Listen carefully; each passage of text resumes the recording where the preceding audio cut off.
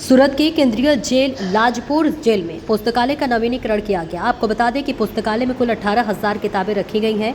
इस पुस्तकालय में जेल में बंद कैदियों के पढ़ने के लिए बनाया गया है, जिसमें जो पुस्तक इस पुस्तकालय में रखी गई वे पुस्तक किसी न किसी संगठनों द्वारा पुस्तकें दान से प्राप्त की गई है, जिससे हर महीने लगभग 2200 किताबें जेल प्रशासन द्वारा जारी की जाती है। इसके साथ ही साथ जो कैदी पढ़ नहीं पाते उसके लिए एक ऑडियो लाइब्रेरी भी रखी गई है। प्रत्येक कैदी कौन सी किताब पढ़ता है इसका ट्रैक रिकॉर्ड भी रखा जाता है। किताबें पढ़ने से कैदियों में बदलाव देखने को मिलता है।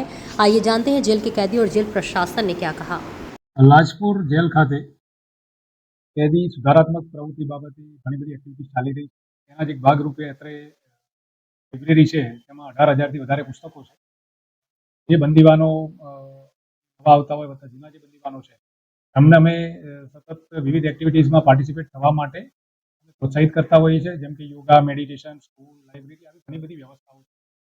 ભાગરૂપે લાઇબ્રેરીમાં બી વાંચન માટે અમે એમને પ્રોત્સાહિત કરીએ છીએ અને એમાં વાંચનનું પ્રમાણ વધે એ માટે અમે મહેનત કરીએ. અમારી પાસે 18,000થી વધારે પુસ્તકો છે અને 7 લેંગ્વેજમાં છે. ગુજરાતી, હિન્દી, ઇંગ્લિશ આ ઉપરાંત બીજી ભાષાઓમાં પુસ્તકો અવેલેબલ છે. તમામ પુસ્તકોનો અમારી પાસે રેકોર્ડ હોય છે. કેદીઓ પણ કયા પ્રકારના પુસ્તકો વાંચે છે, હોય છે, કયા પ્રકારનું વાંચન કરે છે એ પણ અમે ટ્રેક રેકોર્ડ રાખીએ. આપનું નામ? મારું નામ અશોક સિંહ જોરુબા વાઘેલા. અશોકભાઈ ક્યાં છો અને શું સજા હતી અને અત્યારે કઈ રીતના તમે વાંચી કરી? હું અત્યારે લાજપોર મધ્યસ્થ જેલમાં છું અને છેલ્લા 302ની અંદર છેલ્લા 14 વર્ષથી આજીવન કેદની સજા ભોગવી રહ્યો છું. કઈ કઈ પુસ્તક વાંચો છો અને કેટલું તમારા જીવનનું પરિવર્તન આવ્યું છે? મારા જીવનની અંદર આ પુસ્તકો વાંચવાથી ઘણું જ પરિવર્તન આવેલ છે અને આ પુસ્તકો લાઇબ્રેરીની અંદર જે આધ્યાત્મિક પુસ્તકો હોય, કોઈ ધાર્મિક કે જે બૌદ્ધ કથાઓ હોય, જૈન કથાઓ હોય કે રામાયણ હોય અથવા તો ભાગવદ્ ગીતા હોય, તો આવા અમે જે પુસ્તકો વાંચીએ છીએ, અમુક બીજા પણ પુસ્તકો વાંચીએ છીએ ઘણી સમય.